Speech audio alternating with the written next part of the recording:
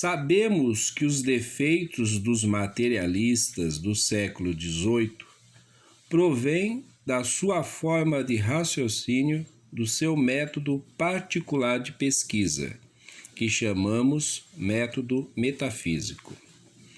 Este método traduz, portanto, uma concepção particular do mundo, e devemos notar que, se ao materialismo pré-marxista opomos o marxista, do mesmo modo, ao materialismo metafísico opomos o dialético.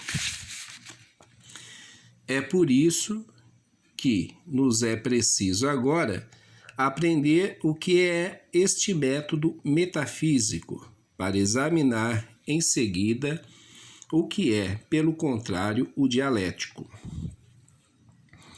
Os caracteres deste método.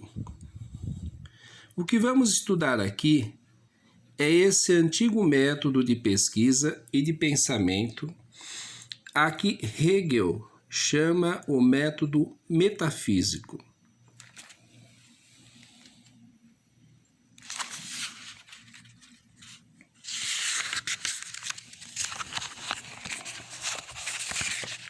Começamos imediatamente e por uma observação simples. O que é que parece mais natural à maioria das pessoas? O movimento ou a imobilidade? Qual é para elas o estado normal das coisas? O repouso ou a mobilidade? Em geral, pensa-se que o repouso existia antes do movimento e que uma coisa, para que tenha podido pôr-se em movimento, estava primeiro no estado de repouso. A Bíblia também nos diz que antes do universo que foi criado por Deus, existia a eternidade imóvel, isto é, o repouso.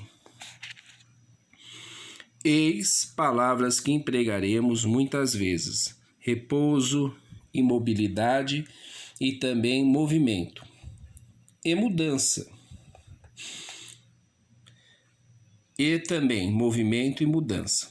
Mas estas duas últimas não são sinônimos.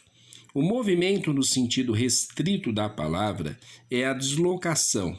Exemplo: uma pedra que cai, um comboio em andamento estão em movimento. A mudança, no sentido próprio da palavra, é a passagem de uma forma a outra. Exemplo: a árvore que perde as folhas mudou de forma, mas é também a passagem de um estado a outro.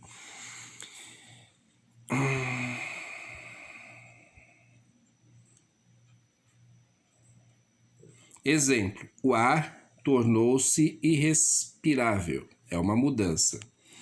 Portanto, movimento significa mudança de lugar, e mudança significa mudança de forma ou de estado. Procuraremos respeitar esta distinção a fim de evitar a confusão. Quando estudarmos a dialética, seremos chamados, aliás, a rever o sentido destas palavras. Acabamos de ver que, de uma maneira geral, se pensa que movimento e mudança são menos normais que o repouso.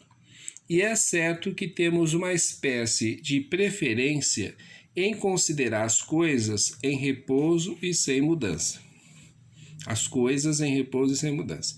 Exemplo: compramos um par de sapatos amarelos e no fim de certo tempo, depois de múltiplos consertos, substituição das solas e dos saltos, colagem de várias partes, dizemos ainda: vou calçar os meus sapatos amarelos, sem darmos conta de que já não são os mesmos. Para nós, são sempre os sapatos amarelos que compramos em tal ocasião, e porque pagamos um certo preço.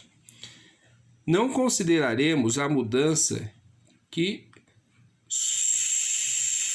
sofreram os nossos sapatos. São sempre os mesmos, são idênticos. Desprezamos a mudança para ver apenas a identidade, como se nada de importante tivesse acontecido. Eis o primeiro caráter do método metafísico, o princípio de identidade.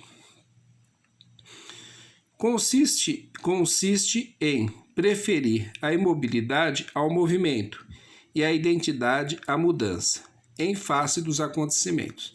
Dessa preferência, que constitui o primeiro caráter deste método, resulta toda uma concepção do mundo. Considera-se o universo como se estivesse congelado, dirá Engels. O mesmo acontece em relação à natureza, à sociedade e ao homem. Assim afirma-se muitas vezes: não há nada de novo no mundo, o que quer dizer que, desde sempre, não houve qualquer mudança, tendo o universo permanecido imóvel e idêntico. Por isso, adquire-se muitas vezes a noção de um regresso periódico aos mesmos acontecimentos. Deus fez o mundo, criando os peixes, as aves, os mamíferos, etc. E depois nada mudou, o mundo não se mexeu. Disse também: os homens são sempre os mesmos, como se estes desde sempre não tivessem mudado. Estas expressões correntes são o reflexo da concepção que está profundamente enraizada em nós, no nosso espírito, e a burguesia explora a fundo esse erro. Quando se critica o socialismo, um dos argumentos mais naturalmente usados é que o homem é egoísta e que, sem a intervenção de uma força que o constranja, reinaria desordem. Esse é o resultado desta concepção metafísica, que quer que o homem tenha para todo sempre uma imutável natureza fixa.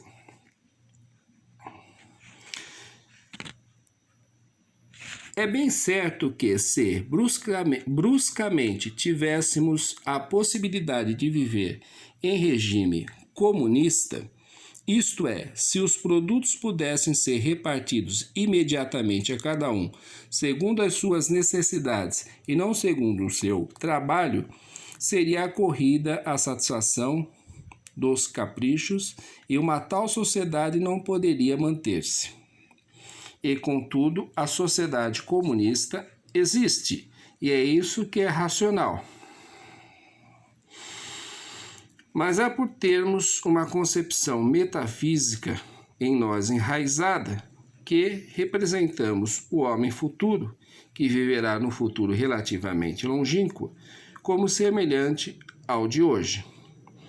Por consequência, quando se afirma que uma sociedade socialista ou comunista não é viável porque o homem é egoísta, esquece-se que, se a sociedade muda, o homem também mudará. Ouve-se todos os dias sobre a União Soviética críticas que nos revelam as dificuldades de compreensão daqueles que as formulam. Isso porque tem uma concepção metafísica do mundo e das coisas. Entre os numerosos exemplos que poderíamos citar, notamos apenas este. Dizem-nos: um trabalhador na União Soviética atinge um salário que não corresponde ao valor total do que produz.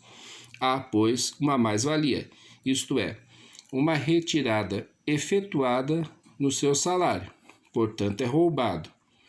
Em França acontece o mesmo, os operários são explorados. Não há, pois, diferença entre um trabalhador soviético e um francês. Onde está, neste exemplo, a concepção metafísica? Consiste em não considerar que há aqui dois tipos de sociedade e, portanto, não ter em conta diferenças entre eles. Em acreditar que, desde que há mais-valia aqui além, é a mesma coisa, sem considerar as mudanças que se produziram na URSS, onde o homem e a máquina já não têm o mesmo sentido econômico e social que em França.